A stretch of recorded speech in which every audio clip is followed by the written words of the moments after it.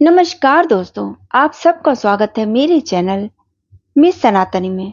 आज हम जिस विषय पर बात करने जा रहे हैं वो है कलयुग का अंत। एक ऐसा विषय है जो बहुत ही भयानक है, लेकिन जब इसके पीछे छिपे रहस्य को जानेंगे तो आपके रोंगटे खड़े हो जाएंगे। आपसे निवेदन है, वीडियो को आखिरी तक जरूर देखिएगा, क्योंकि इसमें हम जानेंगे कि कलयुग का अंत कितना भयानक होगा, कब होगा और कैसे होगा। चैनल को सब्सक्राइब कर लीजिएगा।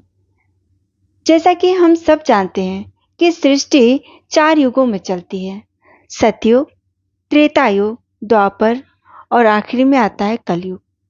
इस समय को हम कलयुग में जी रहे हैं।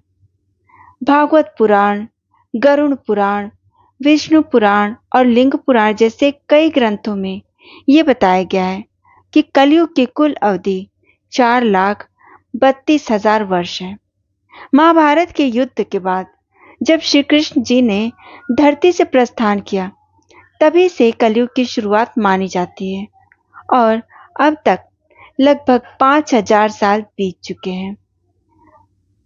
गरुड़ पुराण और कलयुग पुराण में बताया गया है कि कलयुग का अंत बहुत ही भयानक और चौंकाने वाला होगा। ये कोई काल्पनिक बात नहीं है, बल्कि ऋषियों और मुनियों द्वारा देखे गए भविष्य के संकेत हैं। जब अधर्म, पाप और अन्याय अनीति की सीमा पर हो जाएगी, तब कलयुग का अंत शुरू हो जाएगा। जब महाभारत का युद्ध खत्म हुआ और युधिष्ठिर राजा बने, तब उन्होंने आने वाले युगों को लेकर श्री कृष्ण से चिंता जताई। उन्हें डर था कि क्या आगे के युगों में धर्म और सत्य का कोई अस्तित्व बचेगा। इस प्रश्न को लेकर वे अपने भाइयों भीम, अर्जुन, नकुल और सहदेव के साथ भगवान श्री कृष्ण के पास द्वारिका पहुंच जाते हैं। भगवान श्री कृष्ण ने उनकी बातों को बहुत ही गंभीरता से सुना। उसके बाद कहा, मैं तुम्हें कलयुग के प्रभावों को सीधे शब्दों में नहीं बता सकता, इसके लिए तुम्हें खुद अनुभव करने होंगे।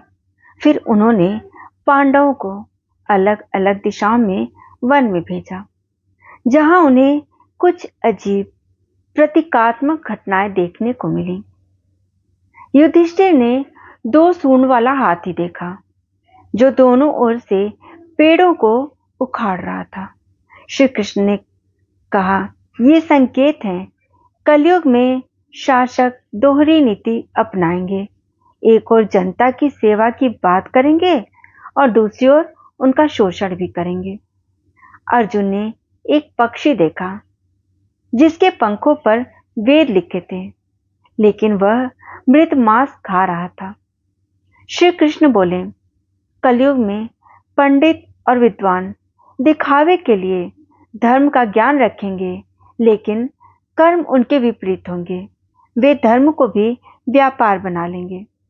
भीम ने देखा, एक गाय अपने बछड़े को इतना जोर जोर से चाट रही है कि वह घायल हो गया। भगवान श्री कृष्ण बोले, माता पिता का अंधा प्रेम बच्चों की आत्मनिर्भरता जो है छीन लेगा। अत्यधिक लाड़ प्यार उन्हें कमजोर बना देगा। सहदेव ने 7 कुएं देखे, जिसमें बीच वाला सबसे गहरा सूखा कुआं था। श्री कृष्ण बोले, कलयुग में दिखावे की भरमार होगी, लेकिन अंदर से लोग खाली और सूखे होंगे। आत्मा भूखी रहेगी। नकुल ने देखा कि एक भारी चट्टान बड़े बड़े वृक्षों को गिरा रही थी, लेकिन एक नन्हा पौधा उसे रोक देता है। श्री कृष्ण भगवान ने समझाया, धन, बल और सत्ता काम नहीं आएंगे। केवल सच्ची भक्ति और भगवान का नाम ही मनुष्य को बचा पाएगा। भगवान ने कहा कि कलयुग में यही संकेत मिलेंगे कि मानव की उम्र कम हो जाएगी। मनुष्य 20 साल की उम्र में बूढ़ा हो जाएगा। 12 साल के बच्चे बूढ़े और वृद्ध दिखने लगेंगे।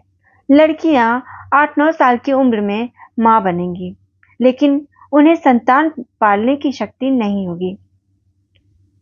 स्त्रियां पतिव्रता धर्म को छोड़ देंगी।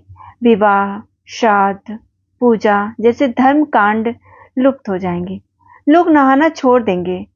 खान पान जो है तामसिक हो जाएगा, वृक्ष फल देना बंद कर देंगे, अनाज आना और उगना बंद हो जाएगा, गायों की पूजा करना लोग बंद कर देंगे और इस तरह गायों की पूजा बंद हो जाएगी। उनका उपयोग सिर्फ दूध के लिए और उनका मांस खाने के लिए होगा। बारिश बहुत कम होगी और जब बारिश नहीं होगी तो फसलें नहीं होंगी, भूमि जो है बंजर हो जाएगी, लोग भूखे और प्यासे तड़पेंगे। अंत में आकाश में 7 सूर्य एक साथ चमकेंगे, पूरी धरती जलकर राख हो जाएगी।